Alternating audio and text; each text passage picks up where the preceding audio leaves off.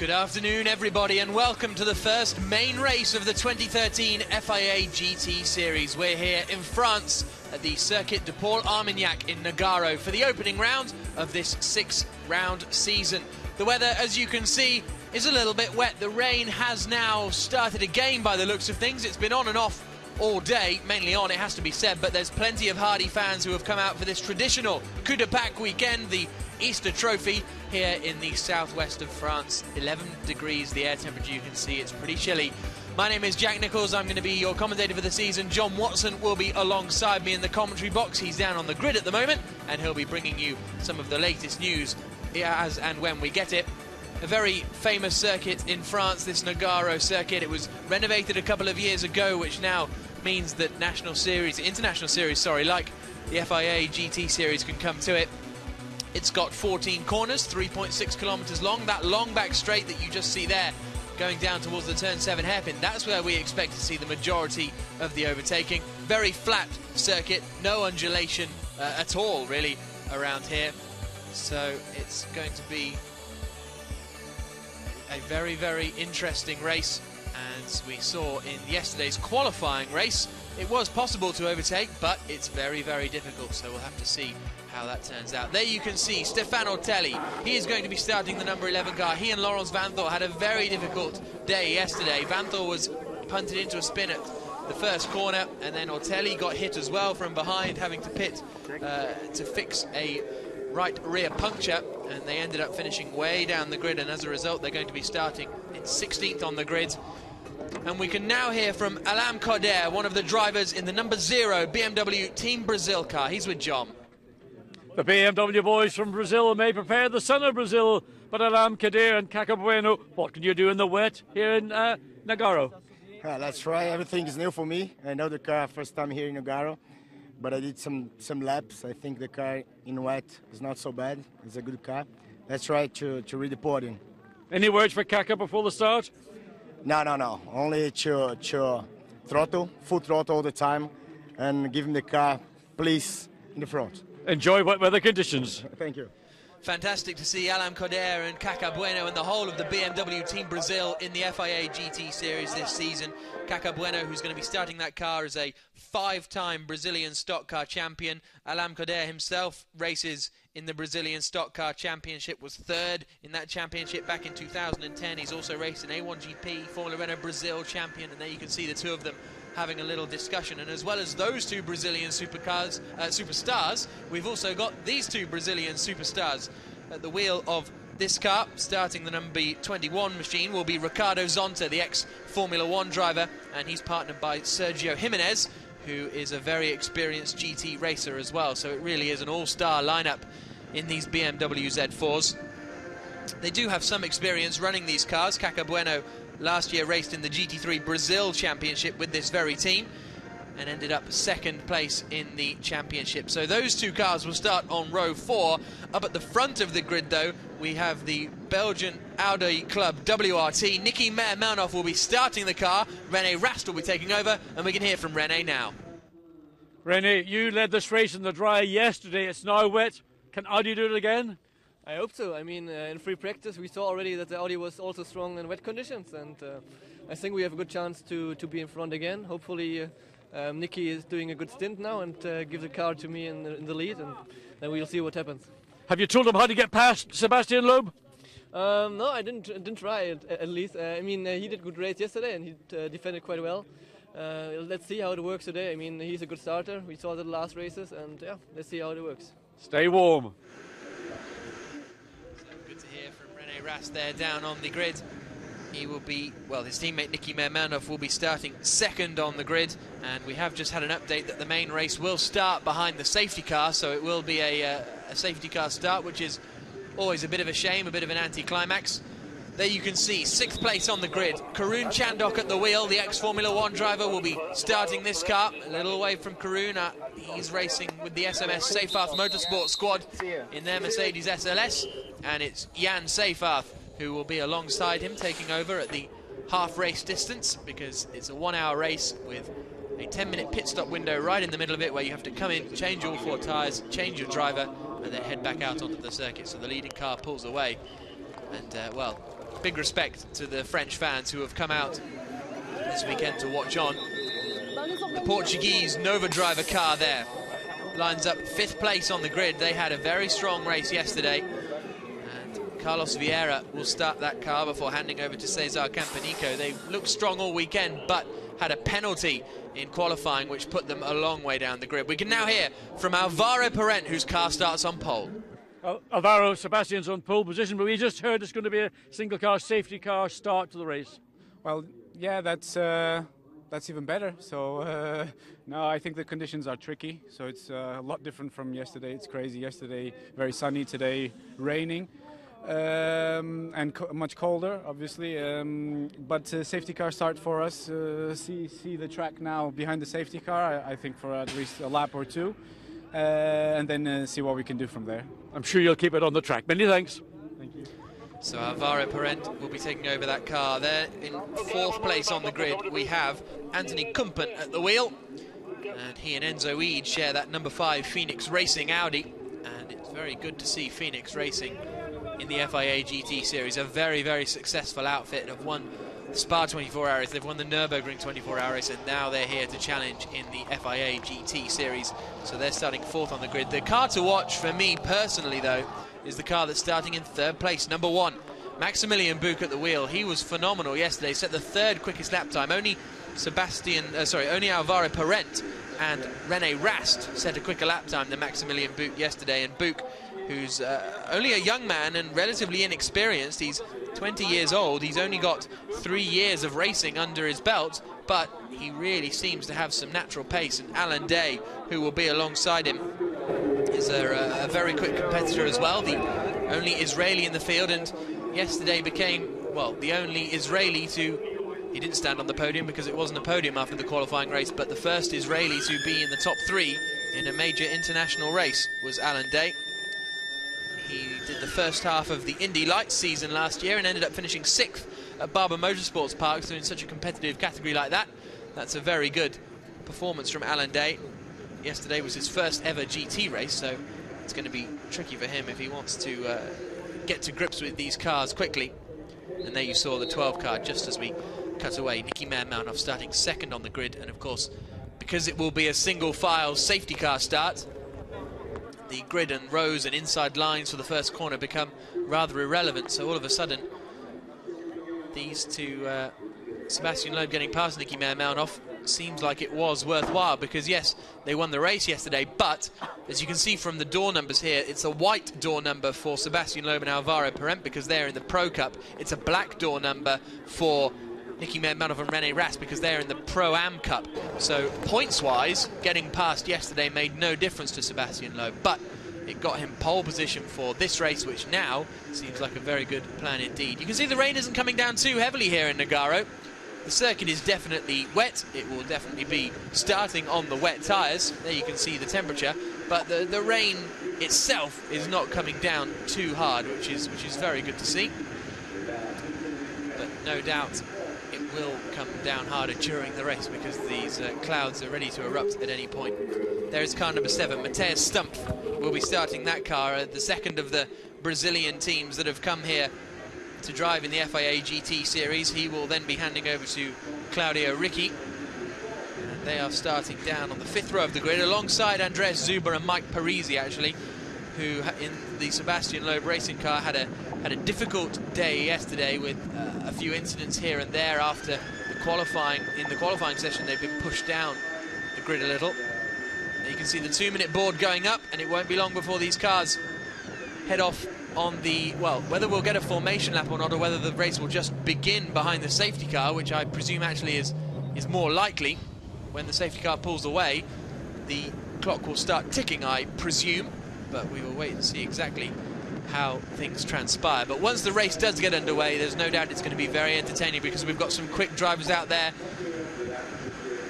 You can see the wipers heading off on the cars, and the fans in the grandstands holding their umbrellas.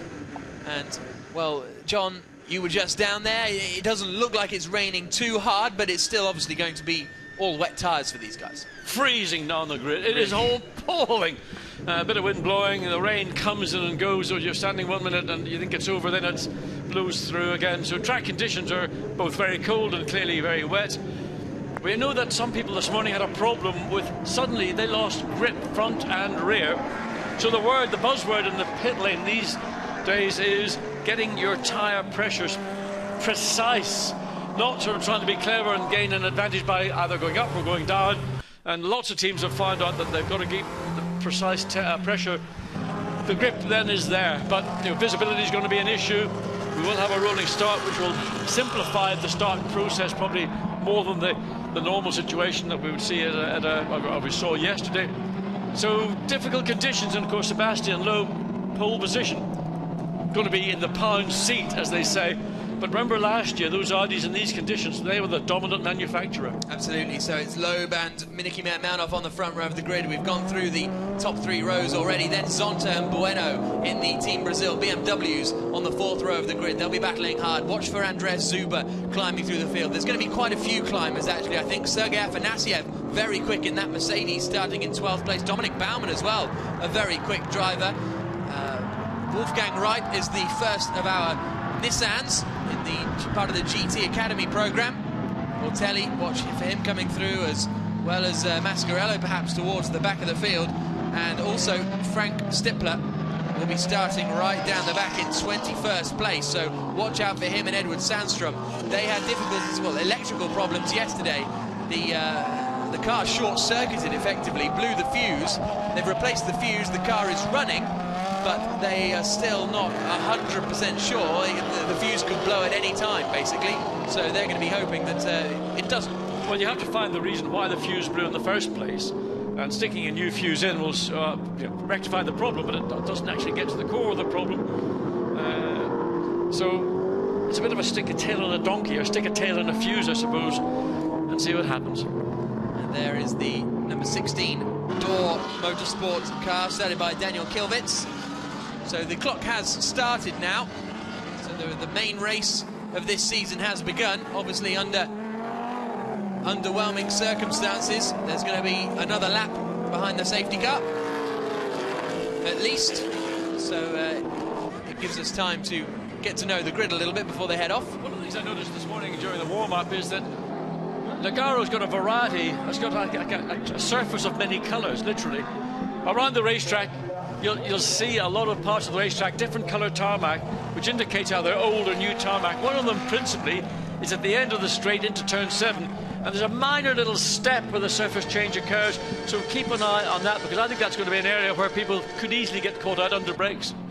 We saw the WRT Audi squad not very happy for some reason. I presume all their cars have lined up in the correct places. Well, we saw Stefan Ortelli on the grid, so I didn't spot him having trouble getting away, but there's our pole car, Sebastian Loeb, trying to get some heat into those tyres. Then we've got the Nova Drive machines. There are the 2 BMW Team Brazil cars, then the second Sebastian Loeb racing car. So they head out towards this long back straight once more. One more lap behind the safety car. I don't know, not sure when that came up on the screen, but we'll have to wait and see. I didn't have the problem yesterday. Edward Sundstrom only got 3 laps in this morning, having rectified the problem, and maybe that's where we are. So there is Caco Bueno, 5 times Brazilian stock car champion, and stock cars in Brazil are not the same as stock cars in the United Kingdom. We're not talking about the ones that fly around at Birmingham Wheels or Skegness. These are proper... Skeggy? Yeah, the memories, eh? These are proper V8 GT cars, effectively, that race all around Curitiba, Interlagos, and it's a massive, massive championship in Brazil. I mean, well, Rubens went there, didn't he, and struggled a little bit. Yeah, and he struggled since he left Formula 1, to be truthful. But anyway, Jacob Bueno and Alam Kadir are 2 top drivers in that championship, and they think their car, their BMW Z4, is going to be sweet as a nut, a Brazil nut. So the lights are out on the safety car. This race is about to get underway for proper, possibly Sebastian Loeb's first ever safety car start. I would have thought. He certainly had some races in French GT last year. Whether he actually led a safety car restart, we'll have to wait and see. But he would have certainly at Le Mans been in a safety car contest. As part of it, as but part of run it, not necessarily leading it. Of course, at Le Mans they've got 2 or 3 safety cars which are all put out at one time, and all it does is add to the confusion of that particular event. But the cars now in line for the start. So the lights are off on the safety car with 55 minutes to go. The race starting in the rain behind the safety car, but now we've got racing proper. Sebastian Loeb leads the main race here at Nogaro across the line. Niki Meyer-Melnhof is coming with him. The BMWs are already fanning out, and in fact that's an attack on Karun Chandhok going into the first corner, and it looks like already Kaka Bueno has made it past Karun Chandhok. As they come through, yes, Bueno ahead of Chandhok, who's now coming under pressure from Zonta, and Andreas Zuber is right with him. But Sebastian Loeb it is, who's in the lead of the race, and is starting to just pull away a little bit. Look at the conditions down there at turn 4. Chandhok really struggling to find the grip. Yeah, I mean, just in turn 4, it tightens up at the exit of the corner. Again, trying to go around on the outside, the BMW, the Mercedes on the inside, getting traction off turn 5, always going to be a problem, more so in these conditions. But Sebastian Loeb has got the clear bit of racetrack. He's decided he likes the bit of racetrack that's the centre, then moves back again. Needs to be careful not to be seen to be moving around. You're allowed to make one move from left to right, right to left, but beyond that, then you've got to hold station. Good battling here between Andreas Zuber and Matej Stump. Stump actually got past going into turn 5, but Zuber's managed to get the advantage back again, all in the squabble lower down the field. As they come through the left-hander now and out towards the old pit lane here, there is Andreas Zuber in the number 10, Sebastian Loeb Racing McLaren, and you can see the wall of spray that everyone's driving into as they now try and pass Karun Chandhok, who's really struggling for grip in these early stages. On board we go with Kaka Bueno, down towards 13 and 14. Bueno then is in 6th position. That's Carlos Vieira up in front of him in the Nova Driver Audi. Well, I think the BMW, talking to Kadir on the grid, Adam Kadir, he said we've got a good car in these conditions, and we're looking at Checo Bueno to try and make that move stick as he comes through turn 1. And again, look, the driver's just almost a whiteout as they go into turn 2. So Niki Meyer-Melnhof has only a 0.6 of a second deficit to Sebastian Loeb up at the front. It's pretty close between the two of them. Those two have disappeared from Maximilian Buch, who was my, perhaps, shout for this race. But obviously the Mercedes in the hands of both Buch and Karun Chandhok is struggling a little bit to get the pace. As we go on board with Bueno then, trying to find a way past the Nova Driver car. The BMW looking strong, as you say. Yeah, looking to go around the outside of the corner, something that drivers will do on these circuits with these conditions, but he couldn't make it stick, so he's dropped back a little bit as we make the run down out of 6 into turn 7. Hopes to have a look down the inside, but too far back. Got the sister car behind him, Ricardo Zonta, and then we see Andreas Zuber in the second of the Sebastian Loeb Racing McLarens. And he has got past Karun Chandhok. There is number 11, Stefano Telli, slicing his way past the 32 machine, started by Wolfgang Reip. And we go on board now with Ortelli. In front of him is the Grasser Racing Lamborghini, started by Dominic Baumann. As he comes through the left-hander, very, very smooth on the throttle from Ortelli. Changing a few little dials down there, and a bit of a slide coming out for Anthony Kumpen and also for the Audi behind the Nova Driver Audi. So this is going to be an interesting race, this one, I think. But the two leaders have scampered off down the road. Here they are, Sebastian Loeb and Niki Meyer-Melnhof have pulled clear of the 3rd place car of Maximilian Buch, and then the battles behind are a little bit closer. Here comes Karun Chandhok under pressure now from Matej Stump coming into turn 1. That's the battle over 9th position. No way through. Keep an eye on Checo Bueno, because he was trying to get past the Audi just ahead, and that was into turn 1 and 2 as we go back to the lead through turn 5. And Niki Meyer-Melnhof may have, well, it's showing 3/4 of a second. It looked slightly less than that as they go through turn 5. And Niki Meyer-Melnhof may well try, as the BMW does get alongside the Audi in turn 5, side swipes it. Oh, that was so close. I don't know how Carlos Vieira held on to that one. I'm not sure if there was contact, I think. There was very slight contact, but in these conditions it only needs that slight contact just to push the car sideways. Great job in recovering it, but more so in maintaining his position. And also Ricardo Zonta is coming under pressure. Here comes Andreas Zuber up the inside. He's not close enough into the turn 7 hairpin, as he darts out of the spray to have a little look, but Carlos Vieira, I don't know how he managed to hold on to that in these wet and slippery conditions. And behind, Karun Chandok is still holding on to that 9th place. Sebastian Loeb has just set the fastest first sector of anyone, but Nicky Meyer-Malnov responds with the fastest middle sector of anyone. Impressive driving this from Meyer-Malnov, you have to say. Yes, I think, I mean, he got a tough lesson. Does it dives the forward, dives on the inside of Karun Chandok. Goes through the puddle, Matej Stump on his way past. Chandok finds more grip around the outside, a little bit of rubbing, and Stump is through. Chandok's going to lose out now as well to the car behind of Sergei Afanasiev, who comes through as well. So Chandok drops down to 11th place. Yeah, he got sort of slightly pushed wide going on the exit of turn 12. That opened up the door for the second of the Mercedes to run through. But the battle here is Checo Bueno and Carlos Vieira. Those two are the battle over for 4th or 5th place, 5th and 6th. There's the BMW Team Brazil machine. And it looks like they're in a battle with Edward Sandstrom. Here's a look at the replay then. So it's the 14 Nova driver car. Oh, he gave him a little gentle rub. Nothing, I mean, just nothing that would have been barely, you'd have seen it in the paintwork, but enough in these conditions just to swing the Audi's tail out almost over the curb. And Alam Kadir keeping an eye. Problem for McLaren. What's going on? Well, that's something going on the rear left. It doesn't look like it's something major. Is it a windscreen wiper or something? I don't know. I mean, certainly Sebastian Loeb is going way off the normal line, coming down into turn 7. He goes back again to the middle of the road. There's something I noticed flapping as Andreas Zuber gets up alongside Ricardo Zonta, but he's on the outside, can't make it stick. No, very close between the pair of them though. Zuber almost trying to bully Ricardo Zonta out of the way, but it's not going to work on such an experienced driver, an experienced GT driver as well, Ricardo Zonta, as well as his Formula 1 escapades. He's been racing in GT cars for a long time as the fans watch on here at Nogaro. And that little moment for the Nova driver car seems to have spurred Vieira into a bit of pace, because he started to pull away a little bit now from Caca Bueno. This is the rear view shot which we've got on the back of Karun Chandok, I believe, coming through the long right-hander. That's Stefan Ortelli behind. Battle over 11th place still. Ortelli's got past Baumann on this lap and will soon be trying to get past Karun into the final corner, and Ortelli takes a wider line in. This should give him the opportunity coming down towards turn 1. Chandok knows it, goes defensive. Ortelli still tries to find the inside line into 1, and he should have got that job done, I think. Yeah, I think he got it done pretty comfortably. Yeah. Well, not pretty, he got it done. Let's leave it there. Karun comes back, puts the Mercedes nose up the inside as they go into turn 2, but Ortelli's got the ground and he's able to consolidate, but there's Nissan trouble behind for Karun Chandok.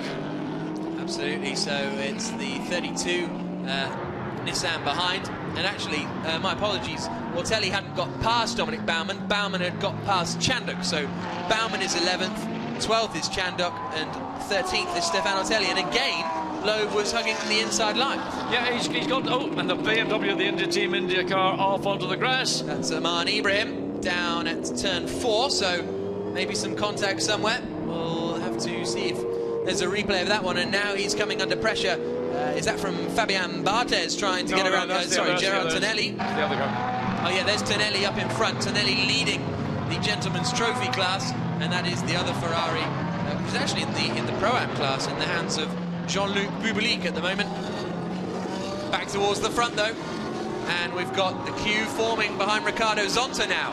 Zonta, Zuber, Stumpf, and then behind him Afanasiev in the Mercedes. And Andreas Zuber is coming under pressure from Stumpf in the Ford as they come through. Again, it's all Ricardo Zonta leading this group of 6 cars, so the pace is being dictated by the BMW of Ricardo Zonta, and Andreas Zuber keen to get past, but has the power of the BMW on the straight bit of the racetrack, just holds it ahead of the turbocharged McLaren, and then the Ford V8 behind, the Mercedes V8 follows.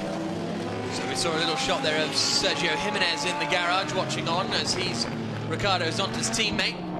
And these wet Pirelli tyres working very hard in these conditions. It's not too wet though.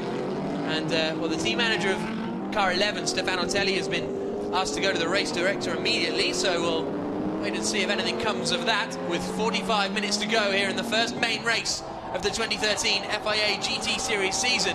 And Nicky Meyer-Malnov up at the front is not letting Sebastian Loeb get away with it. Zonta has to go defensive now. This is cut back to the battle for 7th place, and Andres Zuba's got it done on the brakes. Good move, and here comes Afanasiev to go past Stumpf behind. Stumpf gets the comeback, does he? No. So that means that Andres Zuba in the number 10, Sebastian Loeb Racing McLaren, is up into 7th place. Agnatieff did a good job. He watched what was going on directly as well as slightly further down the road, and he got the benefit, found himself ahead of the Ford. Yep, good work from the Russian. One of 2 Russians in this field, the other one being Mark Szosicki, who's out later on in the race in the 32 Nissan. Sebastian Loeb then leading the race and obviously leading the Pro class. Meir Melnhof is in 2nd place overall, but leading the Pro-Am class, and Gerard Tonelli is leading the Gentleman's Trophy at the moment. But there's still only a second between Loeb and Meir Melnhof. It is increasing, but very slowly. Yeah, I mean, I think it just ebbs and flows by 1/10 of a second here or there. But more importantly, in the middle sector on this last lap, the Audi of Nicky Meir Melnhof was actually quickest car on the racetrack. And again, you can see, I mean, if you lose a 1/10 of a second, it doesn't really make a huge amount of difference. It's really more about visibility and being able to have the use of the part of the racetrack that's helping you. Maximilian Buch fairly lonely in 3rd place. Then we've got 4th, 5th and 6th coming towards us now. Kumpen, Vieira and Bueno. Then 7th place now, Andres Zuba. And here comes Afanasiev up the inside. A little bit of a contact between him and Ricardo Zonta. Zonta holds it on and then moves across on Afanasiev. That was a little bit rude, perhaps, from Zonta as they come out onto the back straight. And Matthias Stumpf is going to want to take both of them. Stumpf's pushed onto the grass. I don't think Afanasiev knew he was there as they head down towards turn 7. Dominic Baumann in the Lamborghini on the right-hand side will try and take advantage of that, but he's not close enough. After all that, no positions change, but that was a big moment for Afanasiev. But it got our heart rate going, didn't it? I mean, a bit of aggressive racing from Ricardo de Zonta to defend his position, and then Michael Stoffen in the 4GT, almost 2 wheels off the racetrack, kept the car going in the right direction, and it's all back to status quo. Yeah, absolutely. No one even gained anything out of that. Here's a look at the replay. I don't think that the Mercedes knows the Ford's there. No, he can't. I mean, he's looking at the BMW. The Ford opportunistically is trying to benefit from what's going on with the Mercedes and the BMW, and he himself gets himself put into well, what you might call no man's land. Absolutely. No tarmac land, that's for sure. As they come through the final corner then, Andres Zuba has already actually closed in quite quickly on Caca Bueno, but here we go again. Afanasiev trying to get to the outside of Ricardo Zonta as they come into turn 1. There's more rubbing between the 2 of them. Afanasiev can't quite make it. Zonta holds on. He certainly did. I mean, this is good, hard, I mean, almost, well, it's aggressive and entertaining. And once or twice, virtually in one lap, they've been side by side rubbing paint. Afanasiev has actually received a black and white warning flag, I presume, for that manoeuvre of pushing Matthias Stumpf onto the grass. And that's a rude manoeuvre from Afanasiev. That's pretty. And there we go. Zonta gets him back. Afanasiev is off, and Sergio Jimenez watches on. Afanasiev may be able to get out of there, may not. We'll wait and see. But all this has allowed Matthias Stumpf past. Here comes Stefano Telli now to try and join the party and make up a few places in the Audi. We're on board with him. He's in the middle of a 3-car sandwich coming down into 7. And he has to settle in behind the Lamborghini, but Zonta has lost 4 positions there. Well, I mean, Ricardo has been a Formula 1 driver. He drives stock cars in Brazil. That was pure stock cars from Wolverhampton, not from Brazil. 2 cars, 1 car out, 1 car damaged, and I've no doubt that the steward will want to speak to both drivers, and maybe a penalty for Ricardo Zonta, but the Agnatieff car, well, if he gets it back on track, that'll be his penalty. But both drivers going at it without anything spared. Car 2 has rejoined the race, according to race control, so I don't think there'll be much damage to Afanasiev's car. It didn't seem to be wheel on wheel. There is the car, like that. damage to the right rear corner. You can see some of the bodywork has been, the carbon fibre has been shredded, but no damage to the suspension of the car. Tyres appear all to be fine. Let's have a look at it again. Well, that's a touring car move, that is. Yeah, I mean, it's more like you see in a game of snooker than anything else, because Ricardo then comes back. He sort of didn't have a lot of options because Agnatieff's car was coming across the front of the BMW, and Jimenez looks at it and he noses and tails the car. How he got it out of there on the grass, which is absolutely bogging wet, he should get a prize for that.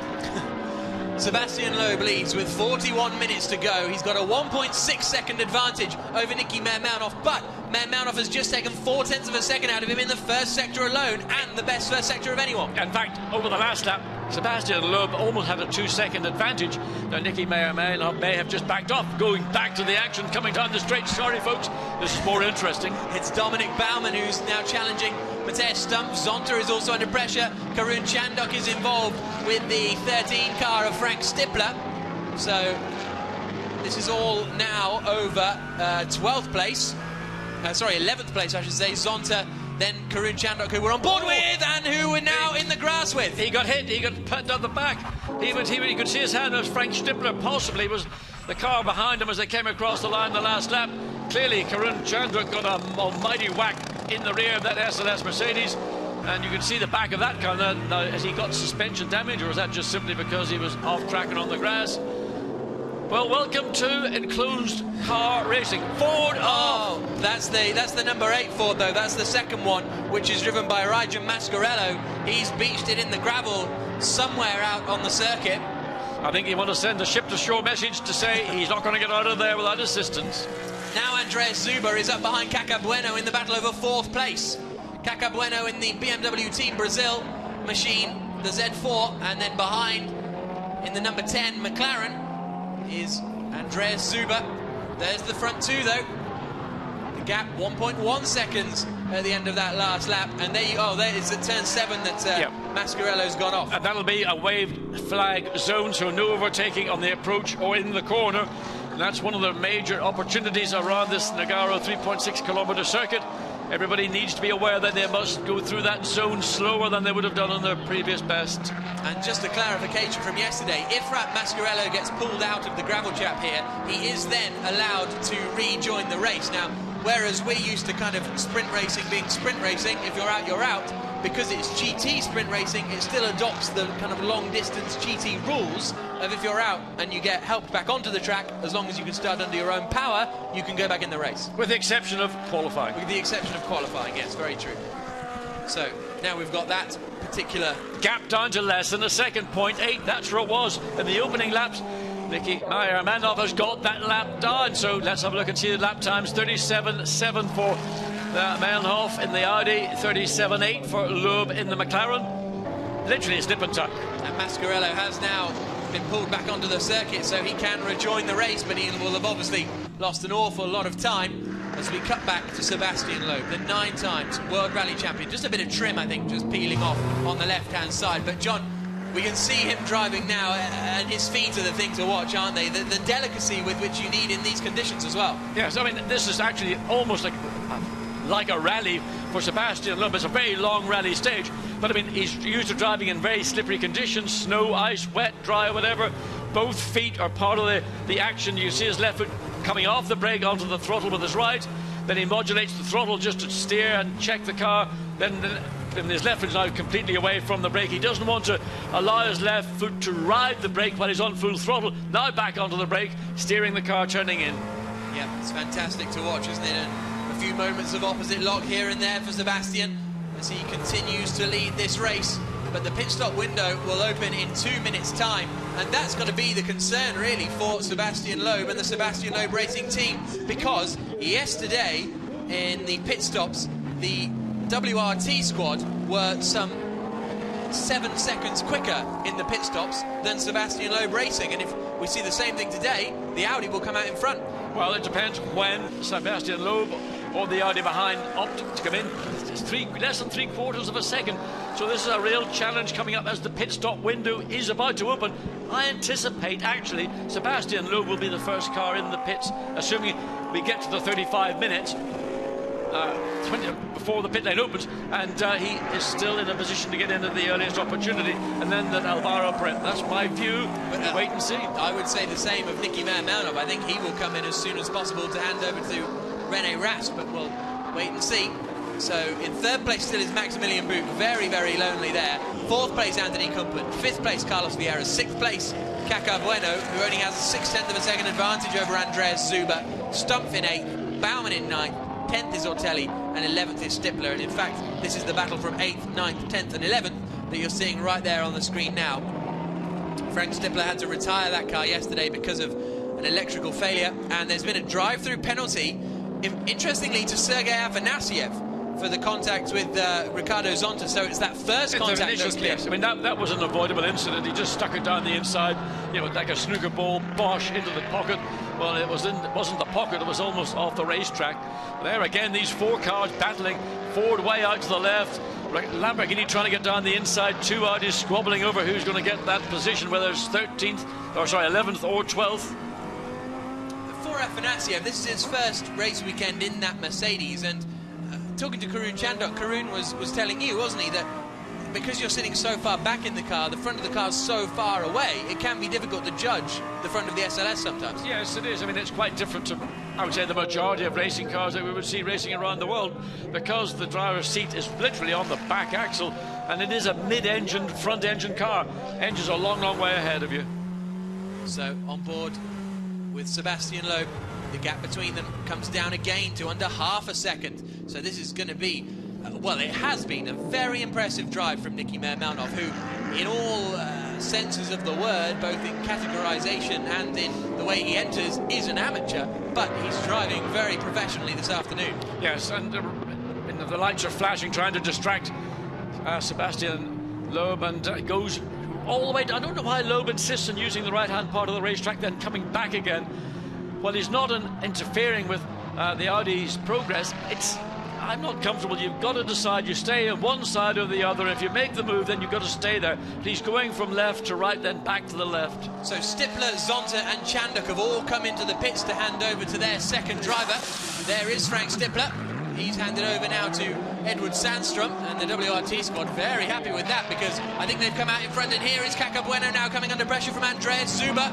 How long will it be before Zuber comes in to hand over to Parisi? I think in all that, the reason they were cheering is Stippler got in front of Ricardo Zonta in the pit stops. In fact, I'm not sure Zonta and Chandok are even out of the pits at the moment, but we'll keep an eye out on that one, because the order was Chandok, Zonta, Stippler, wasn't it? So we'll see how that transpires. But Andreas Zuber now looking very, very racy to try and get that 4th place away from Caca Bueno. And Meyer-Malnoff has come into the... No, sorry, I'm looking at the wrong screen. Yes, we have 2 screens here, one for Pro, one for Pro-Am. I was looking just at the Pro. So Meyer-Malnoff's still out there, but he'll be coming into the pits before too long. So Sebastian Loeb and Nicky Meyer-Malnoff continuing to battle, and they've, in fact, Karun Chandok's come out just behind them. Sorry, Jan Seyfarth now in the battle has come out just behind them, but they're very, very close to one another. Different lines through turn 6 as well. Just going to comment that the line that the Audi takes, the line that McLaren takes, is the exit of the corner. Oh, Sebastian, who's this? Other seatbelts done up. Has he got the seat in the right position?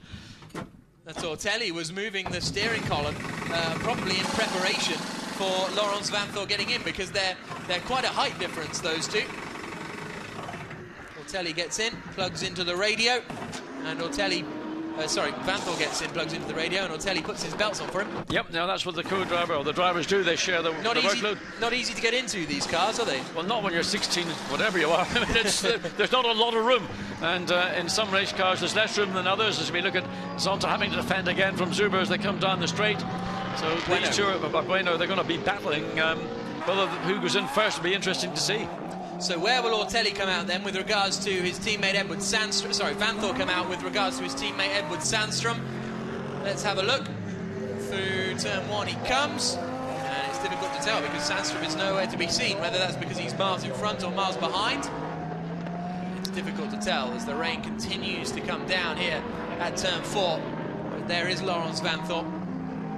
Still only half a second between Loeb and Meyer-Malnoff up at the front. And I am surprised Meyer-Malnoff didn't come in kind of as soon as possible to hand over to René Rast, who you would say is the quicker driver of the pair. Now we're watching Sergio Jimenez, who has taken over from Ricardo Zonta. And right behind him, he has got Alex Buncombe as they come out and head down the back straight once more. And Buncombe is very close, towards the inside line, and this should be job done for Alex Buncombe. Yeah, he did a good job. He measured that very well. He got it right in the exit of turn 5, got the momentum, and it was made in relative terms an easy overtake. Jimenez didn't do anything aggressive to defend, maybe just focusing on what was going on ahead of him. As we go back, this is the battle for the lead And in fact, the Mercedes of Seefeld is actually running almost, you might say, quicker on fresher, wet weather tyres, that is, than the 2 lead cars are doing. Yeah, well, Jan was very, very quick yesterday, Jan Seefeld, at the wheel of that 28 Mercedes. So he has made his pit stop, so he's a lap down and everything, so he's totally not involved in this at all. Yeah, but his lap time, having a look at the Lamborghini and the Ford. Matthias Stumpf and Dominic Baumann. And they're battling over 7th place. Neither of them have made their pit stop. And Stumpf is in that 7th place ahead of Baumann, but then he loses it. Just on throttle on the exit of the corner, just too greedy, maybe caught the edge of the curb. Different levels of grip between the racetrack and the curbing. And around she went, and there is... In comes Sebastian Loeb into the pit lane, as if the weekend couldn't get worse for the sister car. A drive-through penalty has been given to Mike Parisi and Andreas Zuber for not respecting their start position, which is a real shame for them after a great race. But this is the crucial pit stop then. Alvaro Parent taking over from Sebastian Loeb. Yesterday, when these two came into the pits, their total pit stop time for the number 9 car was 48.611 seconds compared to 43.3 for the WRT squad. And the Sebastian Loeb team saying, well done, Seb, good job. But they would probably do anyway. That was a good job. We've seen them leading, or taking the lead in the dry yesterday. We've seen them lead from pole here, and a London challenge from the Audi, managing to keep it. Alvaro Parent now pulls down on those shoulder straps just to make sure they are biting into his shoulders. Gives a quick flick of the wheel to get a sense of what the grip's doing. Gets on the car, back onto the racetrack, and he now needs to do a very strong out lap to make sure that the gap, that when the Audi change comes, that the overlap between the 2 pit stops are favourable, and therefore see the McLaren retain the lead. Sebastian Loeb explains his stint, and yeah, he did a good job. The difficulty is now, though, isn't it? Because Alvaro Parent is going out, very experienced driver, very good racer, but he's not going to know where the grip is on this circuit, whilst Meir Manhoff is out there knowing exactly how to push, exactly where he can push, and he's coming into the pits now. Oh, close to that white line, but I think he got away with it. He did. He was on the right side of the white line. So this is going to be the key pit stop, the crucial driver change. Get wheels off, wheels on. And to see what René Rast, who is absolutely stunning, but a great job done by Nicky Meyer-Melnhof, and put pressure all the way through the first half of this race. They've got a problem. They haven't. Meyer-Melnhof hasn't lowered the car, or turned off the engine, or there was some drama at the rear right. The men were shouting. So whether he hadn't killed the engine, one of them had to go in and turn the engine off. I presume, because the engine cannot be running when you're making the pit stops. Correct. So here comes Alvaro Parent. This could make this very close indeed. They got the rear left going. It's a problem. It's not coming off easily, and that's cost time. Audi have lost a bunch of time. Cars now. Away goes René Rast as Alvaro Parent comes down the pit straight then, and I think Parent is going to take this one. And WRT are quite a long way down the pit lane. It's going to be so close, but here comes Alvaro Parent to move into the lead of the race. No! René Rast holds on! René Rast holds on, but Parent's going to know where the grip is. Yeah, but believe me, René Rast, now he's got ahead. He had to do what he had to do, and he will hold up the McLaren. He knows that in these conditions, Alvaro Parent won't have the latitude that he had in the dry conditions when he chased that car through all the way in the dry session. Now, out of turn 5, that was the corner of the Audi, was stronger than the McLaren in the dry, and we still think that the Audi's marginally better, but Parent is well positioned. He's going to get a draft. Watch for Rast going to the right. Parent's got to go to the left. Can he have enough speed in the straight to go the long way round? Rast is going to be late in the brakes, as he was in the dry on Sunday, and he's maintained the position, and Parent's going to have to get out of it. It's Groundhog Day for Alvaro Parent, isn't it? He thought he might have a bit of clear air to drive in today, but instead he's been put out right behind René Rast, where he spent most of yesterday. So perhaps the advantage for Parent is that in the wet, the grip is in different places. So whereas yesterday he could only really make a traditional attack for the overtake, here, you know, around the outside might be a little more doable because of the way that the track works in the wet. I mean, basically, in these conditions, you're fighting grip, whether it's inside, outside, or the middle. You then get an extremely competitive and combative component like René Rast, who knows exactly what he needs to do to make that Audi appear to be 3 times as wide as it actually is. Absolutely. So the Sebastian Loeb Racing Squad and WRT are both going to be absolutely glued to this. The pit stop window will close in a minute.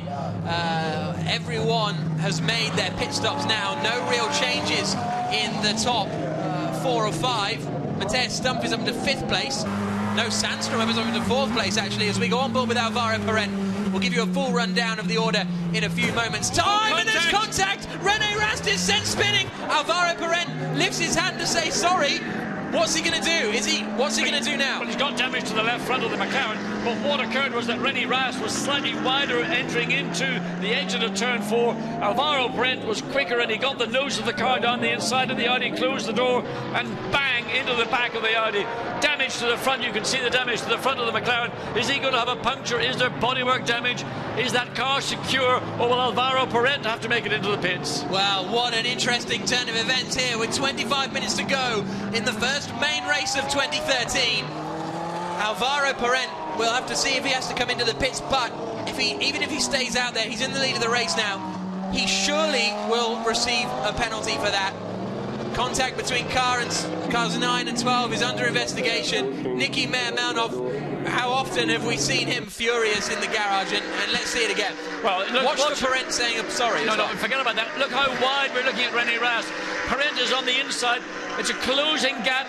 Parent didn't think he's doing anything wrong, but it was inevitable. All he could have done was lift it off and ensure the contact didn't happen, but he didn't lift off sufficiently. The contact occurred, and now number 9 and 12 cars are under investigation, and the team manager of car 9 has been required to go immediately to race director. Now, is there any argument here that Parent should let Rene Rast back through into the lead of the race? Because if he stays out in the lead like this, he knows, he said sorry, he knows that he was in the wrong there. All that can happen, in my opinion, is that Alvaro Parent will receive a time penalty. In other words, he may receive a 20 or a 30-second penalty that would be added on to his final race time, and that's the only way I would have assumed that it would be fair to the Audi and the Audi team.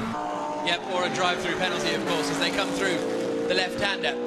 This is now the battle between Jan Seyfarth and Sergio Jimenez over 8th position. Purple first sector for Laurens Vanthoor, and Alex Bunkum's just done the purple 3rd sector. A very impressive performance from Bunkum in 10th place. So, as it stands, Alvaro Parent leads, Rene Rast 2nd in the Audi, 3rd is Alan Day in the Mercedes, 4th is Edward Sandstrom in the WRT Audi, 5th is Anthony Kumpen in the Phoenix Racing machine.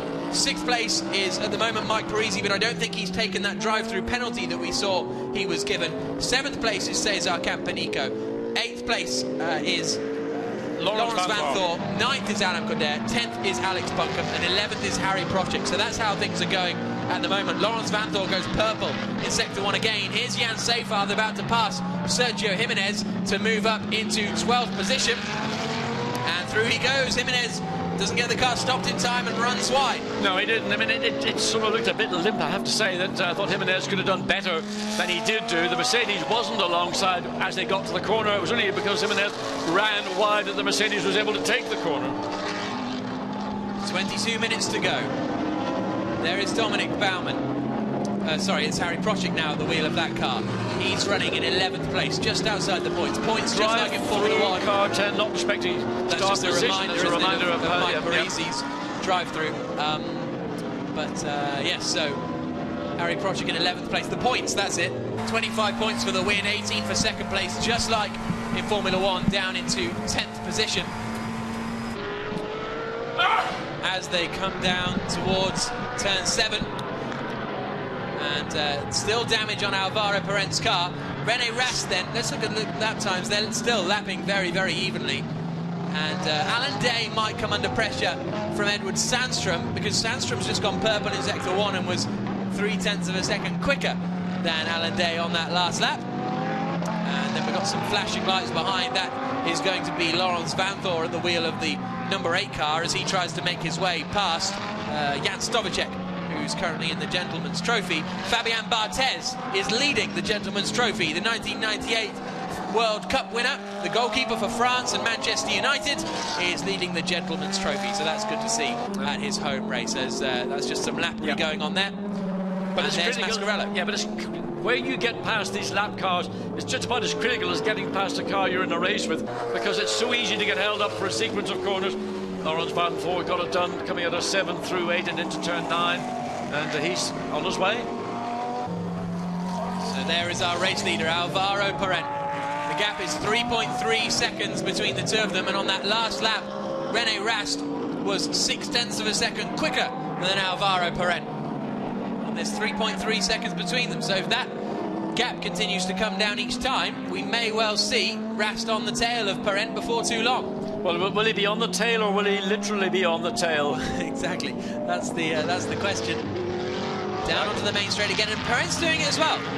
Not just Loeb. I don't know. I mean, now we're saying Rast is copying, doing the same thing. Now, whether they feel that, well, in a straight line, what difference does it make?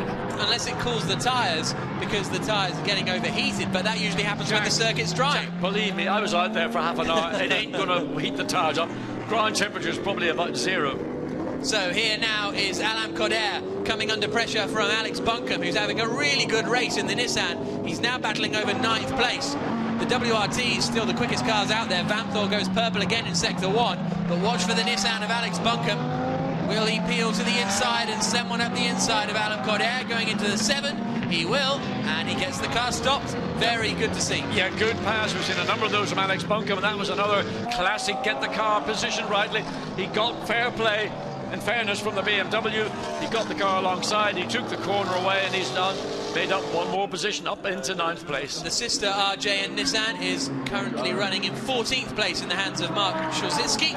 And here's a look at a replay, and well, there's the same thing.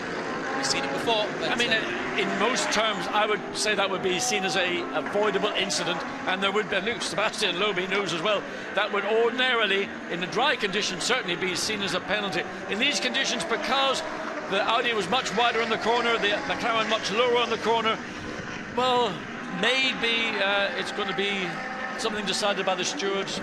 Whether it'll happen before the final lap of this race, we've got just 19 minutes remaining. And the gap is down to 2.4 seconds. René Rast has clawed back most of the last time as Sebastian Loeb, in discussion with some of the engineers, maybe looking at some of the potentials that might befall Alvaro Parent before this race is concluded. Down into turn 7, that last lap, well, you can see the gaps here. 0.8 of a second pretty much every lap, apart from the lap it was 0.6 that René Rast has taken out of Alvaro Parent, which is very impressive. That the Sebastian Loeb Racing McLarens were all over the shop in warm-up in the wet, weren't they? They got it all right on Friday, Saturday, but this morning, nowhere. Well, I'll tell you what, if Alvaro Parent goes on and wins this race, there's only one question he's going to be asked. Absolutely. And we will. Was it an avoidable incident? Yeah, no, exactly. But I imagine the stewards will answer that question before they allow him to win the race. I want to hear it from the lips of the man. Well, you're not on a bit of paper from the stewards' room. You're going to be down there. You'll have every opportunity to ask him. So there is 0. Alain Coder, 6th place for him. He's just been passed by Laurens Vanthoor. But it's still a strong performance. Vanthoor again, purple in Sector 1. Every lap, Laurens Vanthoor is going purple in Sector 1. And this is on board with Alain Coder as he comes down into the right-hander, the 31-year-old Brazilian from Sao Paulo. Raced in GT3 last year, in GT3 Brazil, that is. Picked up 4 wins, 3 at Interlagos and 1 at Orlando Miura. A1GP with Team Lebanon, Formula Renault Brazil champion. You can see there. Yeah, again, just watching the contrasting driving styles of Sebastian Loeb and Alain Coder in the BMW. And very much more a right foot drive, but I mean still left foot braking. But the two driving styles, one fundamentally based on a rally, the other very much on a stock car Brazil style of motorsport. Lots of lock as he tries to swing the car one way and the other. And he's looking at the head and the angle of his head. He's sort of slightly looking sideways as he drives the car through some of those corners. Yeah, absolutely. As he shifts up through the sequential gearbox in the Z4 before he hammers on the brakes coming down into the right-hand hairpin at turn 7. And this is the battle over 3rd place now. Alan Day ahead of Edward Sandstrom. And Sandstrom's been very, very quick so far in this race. His best lap is a 37.5, whereas the number 1 best lap is a 38.4. So Sandstrom should be able to get past Alan Day before too long. The gap at the front is down to just 1.8 seconds, though. we're going to have a battle on for the lead once again before too long. So we've got battle for the lead, battle for third, and fifth place man Enzo Eid is all alone at the moment. Yeah, well, and the battle for the lead clearly will be the crucial battle, but nevertheless, it's getting on the final podium spot. Audi are going to push very hard there. You go back to the battle for the lead. Alvaro Perez, and we look at now Rennie Rast. Rennie Rast using the lower line in turn 5, the McLaren running the higher ground to try and gain some grip on the outside of the racetrack. We look at the 3rd and 4th place again, the Audi slightly higher than the Mercedes as they go through 5 and then the crucial run through 6, and this is where the Audi had previously, I believe, an advantage over certainly the McLaren in the dry, and we now look to see whether the Audi's got any advantage or not over the Mercedes in the wet. And Mercedes going defensive, Audi goes out to the left to try and get the cut back under brakes. He's not really got enough position to make it stick unless there's an error from the Mercedes, but he stuck it down the inside. Can he make it work? That's going to be a close one. Edward Sandstrom not quite close enough in that white FIFA 13 Audi. Very, very close between the two of them, though. And, a little look up into that left-hander. That's an interesting one from Sandstrom. He's getting frustrated, isn't he? He wants to get past and up into 3rd place as quickly as possible. It'll be 3rd place in the race, but also 2nd place in the Pro Cup, which is very important as well. Give him 18 World Series points going into the next round in Zolder in 3 weeks' time. And you can see how quickly Sandstrom has reeled in the Mercedes of Alan Day, but still, first GT race for Alan Day. Good performance. Very good performance. Car 8 apparently is slow between turns 12 and 13, which is the 2nd Ford GT in the Gentleman's Trophy, so that will be a shame for Mascarello and Felipe Tozzo if they have run into trouble with 14 minutes to go. But this is the battle over 3rd place. Gap at the front is down to less than a second though as well, so where to watch. That's the difficulty for everyone here at the circuit. Now just keep an eye on these two cars. Watch what the Mercedes does into turn 5. It stays low. Audi stays high, trying to get the grip on the outside of the corner, to get the drive off the corner. Again, to get the turn through 6, to maximise the exit speed. There the Audi of the 2nd place in the battle with Perez. And again, the headlights flashing to indicate, I'm not going to... Well, you didn't take any prisoners last time. Enzo Eid is actually lapping quicker than these two. He's catching up because simply the Mercedes doing all it can Alan Day to stay in 3rd place, but slowing down this battle for that 3rd place. Enzo Eid is closing down. Sandstrom has to go high to try and find momentum. Mercedes stays slow to defend the inside of the corner. The Audi cuts back and makes a look down the inside of turn 9, but nowhere to go. This is some serious defensive driving now from Alan Day.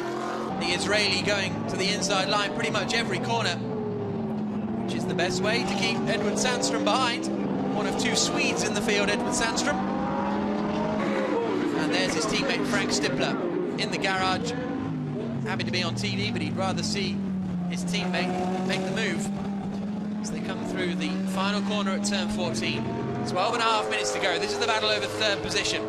Gap at the front is down to half a second as Alan Day goes defensive.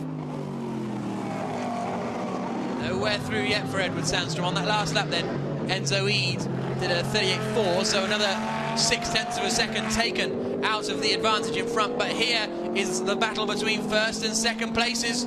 Alvaro Perez in the lead in the number 9, Sebastian Loeb racing McLaren. Rennie Rast behind in the WRT, Belgian Audi Club R8.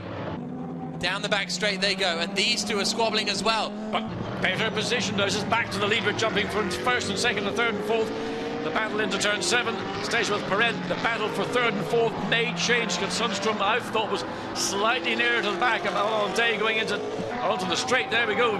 Day goes to the right, and the Audi has to go to the left, and stymies right literally under the rear guard of that Mercedes-Benz. Again, using the Audi's strength. Here he goes. He's going to barge his way through, splashing through the puddles, and Edward Sandstrom gets past. That cheers Nicky Melnoff up a little bit. Enzo Eid tries to take advantage, but isn't quite close enough. But a forceful move from Edward Sandstrom. Perfectly fair, in my opinion. I think it was fair enough. I mean, it was a move. He was all over the back of Alan Day. There was a small opportunity which he was able to, Edward Sandstrom, to force an issue. It didn't actually do any damage or cause any issue to the Mercedes-Benz. So I would have put that one down to a hard but a passable pass. So Edward Sandstrom is up into 3rd position overall, 2nd place in the Pro Cup, and Enzo Eid is going to try and follow through as well now. Good strong performance from Enzo Eid, who had a very frustrating year last season, but this year him and Anthony Kumpen look like they're a strong pairing in that Pro Cup lineup. Here's the move again. Right, so the Mercedes in the middle of the road, the Audi sees an opportunity, there's space down the inside, you have to make it for you. There was a rub wheel to wheel, both front and rear, and once the Audi got the ground, then really there was nothing much that Alain Day was able to do about it. And you can see the joy, and that isn't Prince William in the pits, that's Nicky Melnov. So here comes the battle for the lead down towards turn 7. Alvaro Parent, Rene Rast, 10 minutes to go. And it's these two cars again. Drive through for car number 9. Alvaro Parent for releasing belts before the car was stopped. Alvaro Parent, who we're on board with now, the race leader, has to do a drive-through penalty. Well, that's interesting. That was Sebastian Loeb who released the belts before the car had stopped. Everybody does that. The difference between loosening them and releasing them. Loeb being told now. And he reacted quite well, didn't he? Yeah, but he's learned. You know, he's the boss. You know, the buck stops with Sebastian. You know, that's what happens when you're the boss. Somebody's got to take the blame. It's the boss. Absolutely. Boss. Yeah. Into the left-hander comes Alvaro Parent, and he comes into the pits to serve his drive-through penalty. And Rene Rast takes the lead of the race. So, well, I mean, a shame for the race. Yes. But rules are rules, and taking your seatbelt off is possibly the most dangerous thing you can do. Well, what drivers normally do is when they come into the pits, they release the shoulder straps and they use their shoulders to loosen the belts up. But what Sebastian Loeb has apparently done is actually release the buckle, and then the belts would split and he comes back in just behind Alain Day. Yeah, just behind Alain Day and just in front of Enzo Eid. So that is going to be... Oh, and Enzo Eid gets through. Yeah, so Enzo that's Eid, 5th place now for Parent. Eid had the opportunity. He saw that the McLaren was going to be on the left-hand side of the track. He followed through behind Alain Day, and he will now be looking to try and take that 4th spot away from Alain Day in about 8.5 minutes or so remaining. It'll be 3rd spot now that Alain Day is sitting in. So a very, very interesting turn of events here, and well, seemingly no punishment for the contact between the pair of them, but punishment for a seatbelt infringement coming down into turn 7. This is going to get fun though, because this is now all over 2nd place. Here's a look at the replay in a few moments' time. We should be able to see exactly what happened with Sebastian Loeb and Alvaro Parent, but this 3-way squabble over 3rd place is going to be very, very entertaining, I think, in the remaining 8 minutes. There's Sandstrom comfortably now in 2nd place in Pro Cup, and well, still 2nd place in Pro Cup, and 3rd and 2nd overall now as well. Here we go. So we're coming into the pits, and he's undone the buckle. The seatbelt buckle has been undone. The car still rolling, all done, been practiced, but of course that is contravention of the regulations. As I said, you're allowed to loosen the belts by using the shoulder straps, but not to release the buckle. Now, many, many people in the history of sports car racing, GT racing, whatever, have done what Sebastian Loeb has done. But the spy in the cab caught him. Exactly. If he wasn't so famous, we wouldn't have put a camera in his car. So Sebastian Loeb has to do the drive-through penalty. And Rene Rast now leads the way, also leading in Pro-Am Cup. My apologies, Edward Sandstrom is now 2nd overall, but also in the lead of the Pro Cup, which is very good news for WRT. And here's the continuing battle over 3rd position and 2nd in Pro Cup. Enzo Eid goes away, way wide around the outside of the corner. Mercedes and the McLaren tuck in on the more traditional line. Enzo Eid, and if you're looking at Alvaro Parent, you can see there's a slight struggle for grip as he comes through turn 6 again, pulling on the belts just to make sure that those are tight.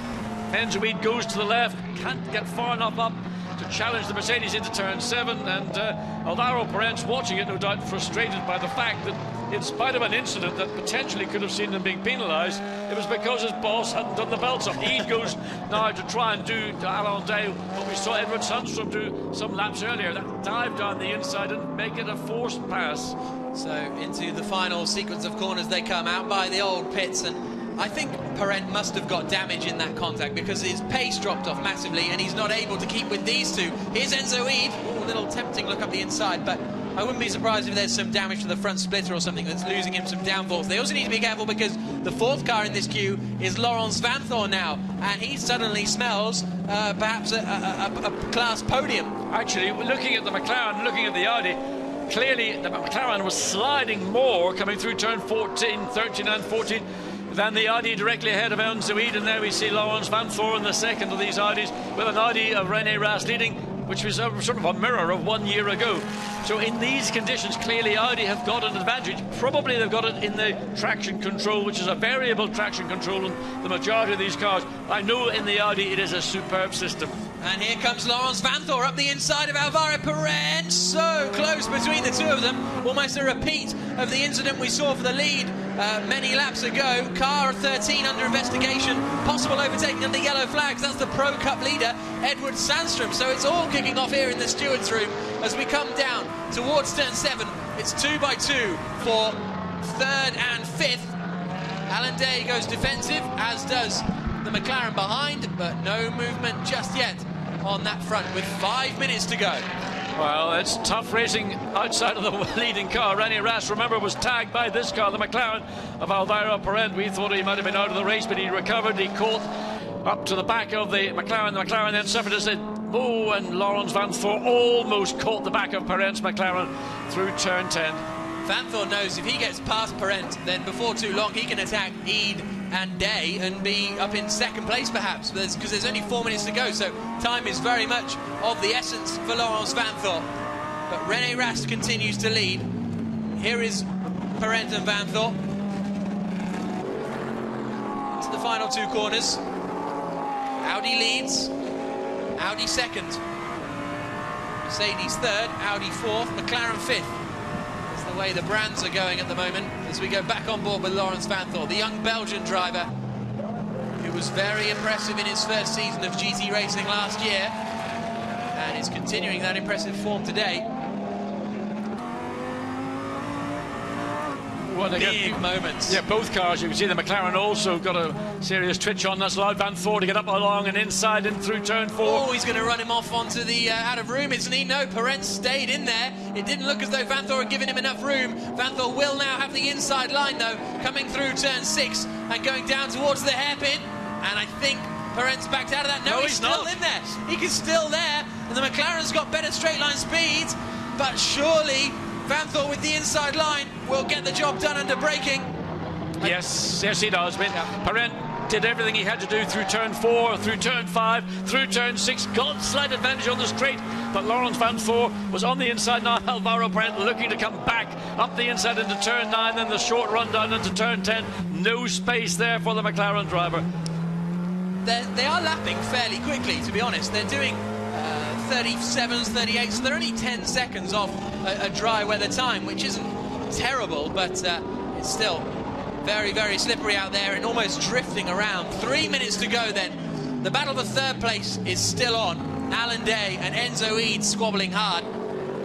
Back end stepping out a little bit for Eid. Through the final corner, René Rast is still way up in the lead of this race, and Edward Sandstrom is way off in second place as well. So this is the third place battle. The number 1, HTP, Gravity Charouz, Mercedes SLS, and the number 5, Phoenix Racing, Audi R8 LMS. And soon to be joined, I think, by the second Audi. Whether Vanthoor can get in quickly enough remains to be seen, but look at Alvaro Perez dropping back. Real shame for them. I mean, whether there's damage to the car in terms of the aero of the car. Now look at Enzo Eid, goes way, way high, actually loses ground. Laurens Vanthoor is going to take that place, I would imagine, very shortly. 4th place is available to Vanthoor because Eid ran wide, and last time that gave a little bit of relief to Alan Day and the Mercedes in 3rd place. Eid goes out to the right and Vanthoor stays on the left. So Edward Sandstrom there in 2nd position, running fairly lonely. It's a very good performance and a very good recovery from him and Frank Stippler, who had to retire from yesterday's race. They started in 21st place on the grid, and we've got 1 minute and 40 seconds remaining, so this may be the penultimate lap, I think, depending when René Rast comes across the line. Well, that's going to be very, very shortly, because he is about, what, 20 seconds ahead of this battling group of cars, not these particular ones, but they may just sneak another one in, but I suspect that we will see this as the last lap. Rast has just come across the line with 1 minute and 20 seconds left on the clock, so this will be the final lap of the race. René Rast, it should be fairly easy for, but Alan Day and Enzo Eid are both going to have to watch their mirrors as they come out over the start-finish straight again. very close between the Mercedes and the two Audis. The McLaren's dropping back all the time. Look at the speed Vanthor carries around the outside of one, up the inside into two. Beautiful move from Laurens Vanthor. Stefan Otelli and Nicky Mermanov delighted with that. Well, that was a brilliant move. But certainly one that there was no prisoner taken. Enzo Weed, who'd been battling for third place with the Mercedes-Benz. I did mention a lap or two ago he looked like he'd put himself into a position where he was losing ground to Vanthor. Vanthor now on the final lap looks to make it a podium position to try and get ahead of Day in the Mercedes. So on board with Vanthor, he's currently in fourth place. The car in front is in third. The car in front is a Mercedes driven by Alan Day. Already Vanthor is now third in the Pro Cup class. This will give him third overall and second in Pro Cup. On the brakes, coming down into the turn 7 hairpin. Went deep in to try and get the traction out, and he's done it! Vanthor gets past Alan Day! Vanthor up into third position now, 2 cars past in the space of 1 lap, brilliant! And here comes Enzo E to try and get past Day, no, he appeared that almost Alan Day thought last lap, no problem, but Laurens Vanthor was absolutely possessed and got the move. It was a clean move, and take away now on through the podium. But there's René Rast crossing the finish line to take the checkered flag. He wins the race. He and Nicky Mermanov will be absolutely delighted with that. Second place in the race goes to Edward Sandstrom across the line. Third position is going to be Alan Day. It's going to be Laurens Vanthor, of course. After a brilliant drive, Laurens Vanthor takes third place, second in Pro Cup.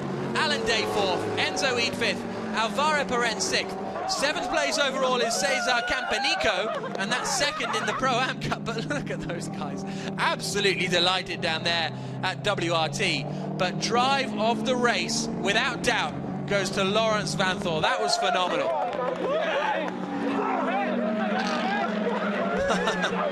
Brilliant to see. It's as if they've, well, WRT have taken, therefore, also a 1-2 in the Pro Cup. So whilst René Rast will win the race, it's a 1-2 in the Pro Cup for WRT. It's a 1-2-3 on the podium for WRT. They're only running 3 cars. They win in the Pro-Am Cup as well. Phenomenal, absolutely phenomenal performance from them. And, well, with all the different battles going on, it kind of slips your mind who's driving for who when René Rast is out in the lead. But a 1-2-3 on the podium it'll be for WRT Audi, and what a phenomenal start to the season, and in particular Laurens Vanthor. I mean, that was just some brilliant driving, and the first, and oh, that's very good news as well. It's just been announced, car 13, Edward Sandstrom, no further action taken. He obviously didn't overtake under waved yellow flags, so that's good news for him as well. So through the final 2 corners they come. Sandstrom, Vanthor and Day, 13, 11 and 1. The top 3 in Pro Cup. René Rast, Cesar Campanico and Alex Bunker, the top 3 in Pro-Am. Fabian Barthez and Gerard Ponelli win in their Sofrep Ferrari in the Gentleman's Trophy. What an absolutely thrilling race as they pull back into the pit lane now, and we're going to see a very happy WRT squad as they pull in a win in both Pro-Am Cups. And there is René Rast, the race winner. Vanthor will take the plaudits, but let us not forget René Rast put in an absolutely stonking drive. WRT delighted. Vincent Voss in the cap on the left-hand side, congratulating René.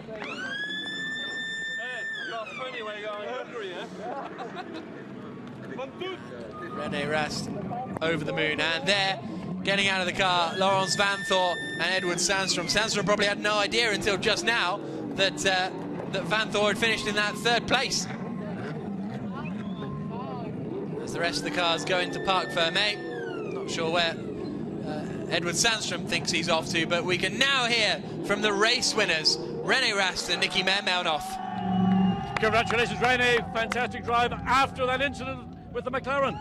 Yeah, I was a bit angry. I mean, somehow he touched me a bit. I didn't really felt it, but he touched me a bit. I spun. But then it was a cool race. I catch up, and then he unfortunately got it right through. And we won our Pro-Am class, and yeah, I'm very happy and pleased. Thanks to the team, they did a great job. Nicky, I've never seen you look so happy. Yeah, it's fantastic. It's a dream come true for me to win overall our Pro-Am. It doesn't matter. We won the race in the first GT Series this year, so I'm more than happy. I can't say anything.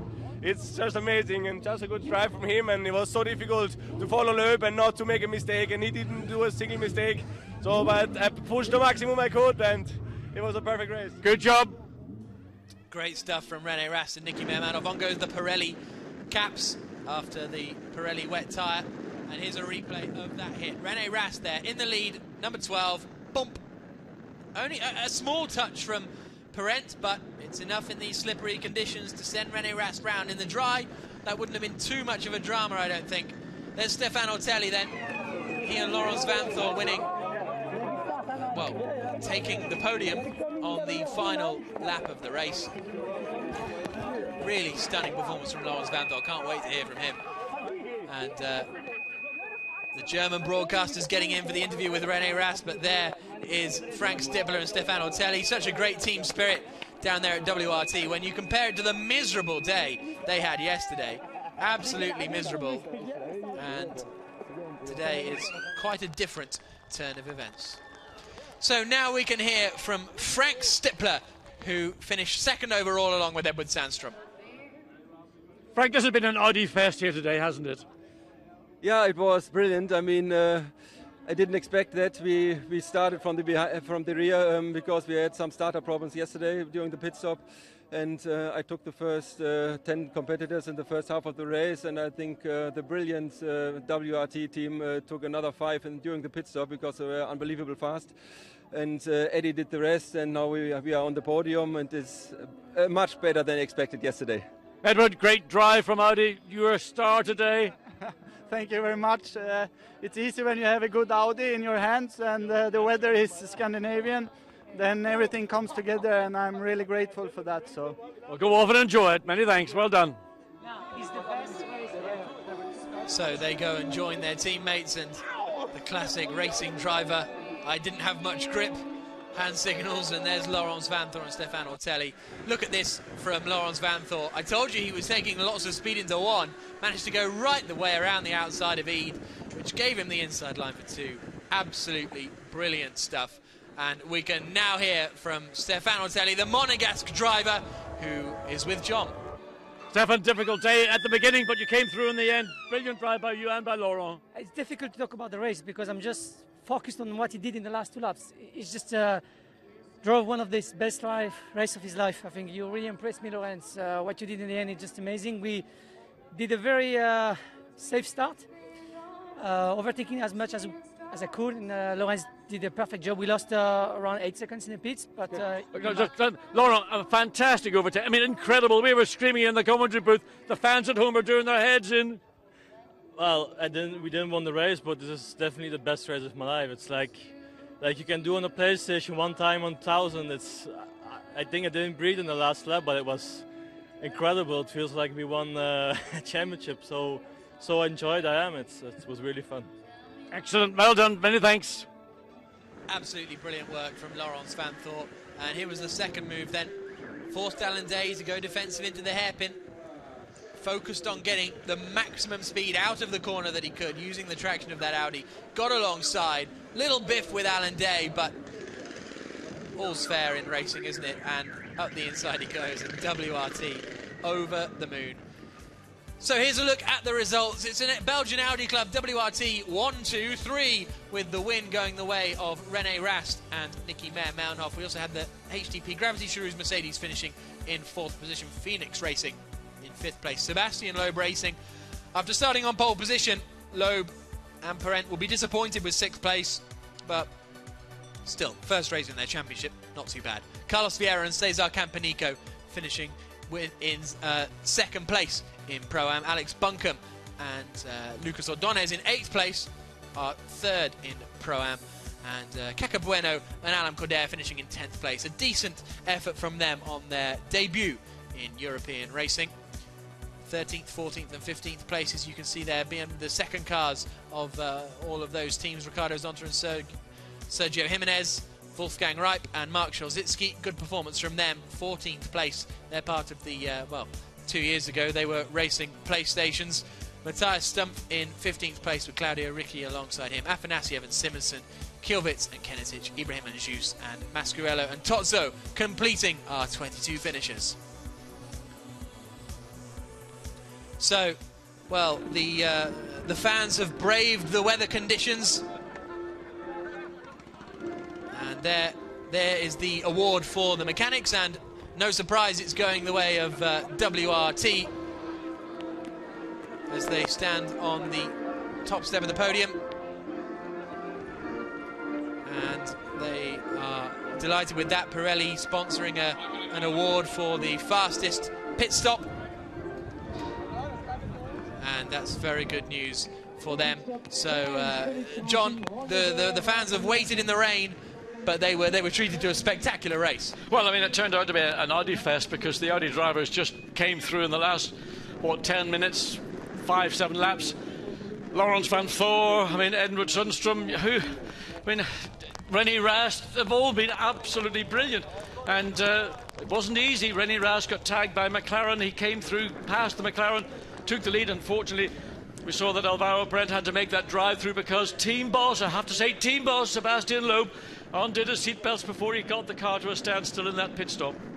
Absolutely, so it's going to be frustration for Sebastian Loeb Racing, but still a decent first weekend for them. There's no doubt about that here at the Paul Armagnac circuit, and there are the hardy French fans. Great to see them out in so many numbers. I mean, we came into the circuit this morning, didn't we? A little bit worried that the rain would mean it would be a bit quiet, but we got here relatively early, and it was already packed. Yeah, I mean, I think it's the traditional Easter weekend race here at Nogaro.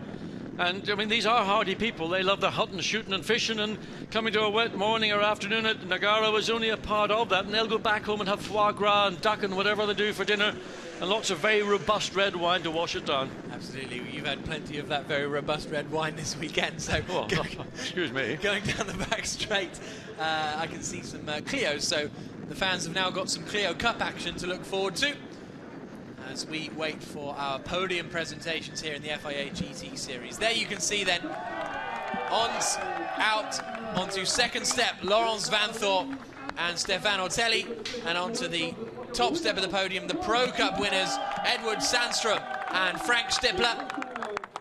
Third place going the way of Maximilian Buch and Alan Day. A strong performance from them, and there's Vincent Voss, the team boss, coming out there as well, and what a successful afternoon it's been for them.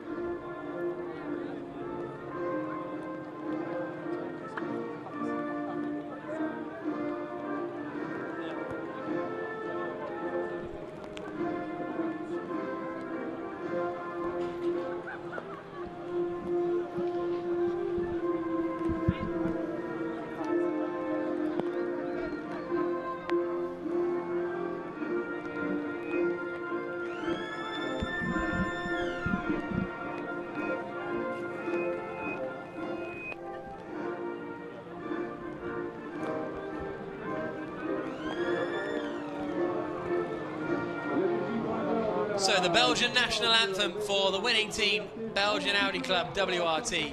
And I think that'll mean a lot to Laurens van Voor, the Belgian driver, who must now be really looking forward to his home race in Zolder in 3 weeks' time. Sandstrom and Stippler on the top step. This is the Pro Cup podium, so we will see René Rast and Nicky Mermelov on the top step in a few moments' time in the Pro-Am podium. But a very, very entertaining race. Maximilian Buch and Alan Day. Good performance from them, wasn't it? Absolutely. I think we're sort of maybe getting overshadowed by the Audi domination here, but I think Alan Day did a very good job basically having to deal with very competitive Audis behind him. And, well, I mean, just to go back to Laurens van Voor, he said he thought that was the best drive of his life. I mean, he was absolutely... You could see the delight and the satisfaction, and that of his teammate Stefan Ortelli standing beside. Both of them have worked very hard, but those closing laps by Laurens van Voor were absolutely special. And it's Beth Mitterland giving Vincent Voss his trophy, and now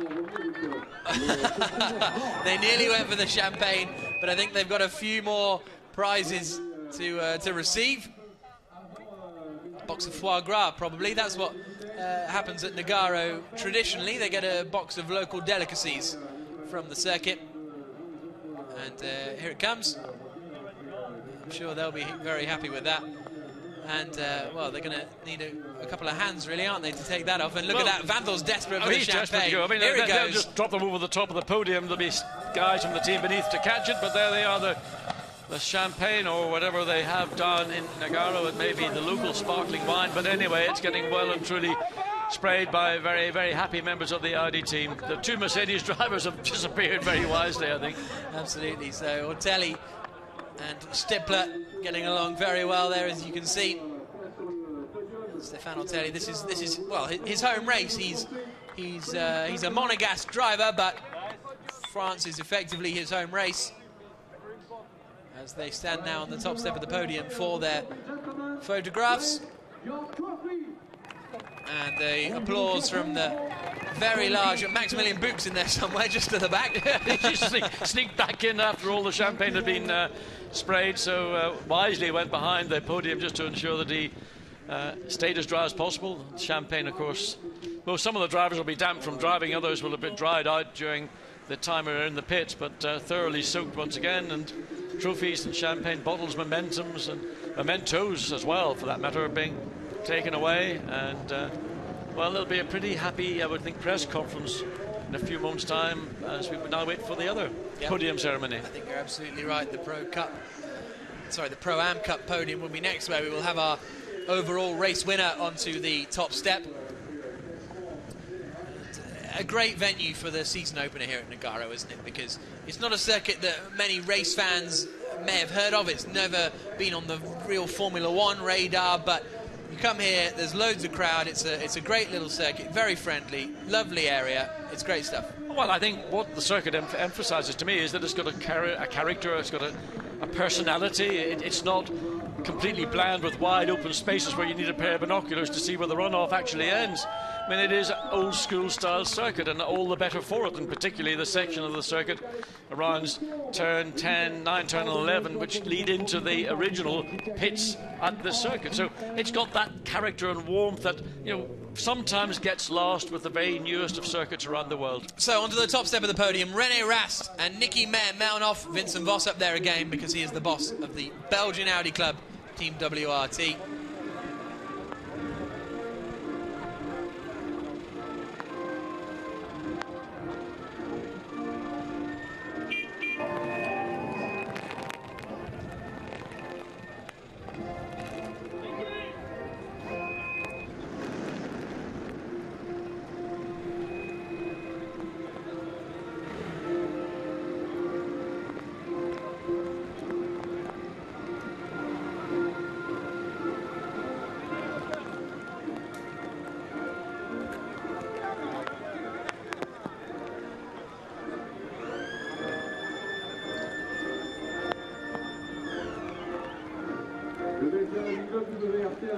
It's Cesar Campanico and Carlos Vieira who are second on the podium. Alex Buncombe and Lucas Ordonez third on the Pro-Am Cup. Fabian Barthez and Gerard Tonelli won the Gentleman's Trophy class. But what a brilliant race. What a fantastic way to start the 2013 FIA GT Series we've had. And it all started an hour and 20 minutes ago. So the race started under the safety car conditions, and Sebastian Loeb led the way ahead of Nicky Meyer-Melnoff, and that super slow-mo shows you exactly the kind of conditions they were dealing with. Big moment there for Carlos Vieira, managed to hold it, and then we had this moment, didn't we? Afanasiev pushing the Ford onto the grass. I mean, totally unaware the Ford was in that sort of blind three-quarter vision of the Mercedes-Benz. Nothing happened, and there was no penalty as a consequence. It was something that was not intentional. Look how close the cars were coming through turn 1 towards turn 2 at the end of the first lap. Really spectacular stuff. But up at the front, it was Sebastian Loeb who got away. We expected him to pull away from Nicky Meyer-Melnoff. He didn't. Sergei Afanasiev gave Ricardo Zonta a knock. Zonta gave Afanasiev a knock and sent him off into the barrier. Afanasiev was given a drive-through penalty for that. And Karen Chandok ages ago as well, we saw being punted into a spin. Great battles right throughout the field. And then we had Nicky Meyer-Melnoff and Sebastian Loeb battling hard, but once that got taken over, René Rast had the lead of the race, and Alvaro Parent went into the side of him. Yeah, so just as a case of who got out of the pit lane first. The McLaren did their stop earlier than the Audi. Audi just sneaked out with René Rast, but he got tagged by Alvaro Parent. And then, of course, we had to see the drive back through by René Rast. Superb drive. Yep, that was on board with Alvaro Parent as that incident occurred. Then we had Edward Sandstrom force his way up into third place, very, very forcefully, getting past Alan Day. And then, for this reason, the belts came off Sebastian Loeb before he came into the pit stop, so he was handed a drive-through penalty. And when he came out, he was just in front. Well, this is going back actually to the earlier pit stop, isn't it? And then René Rast managed to close in and overtake.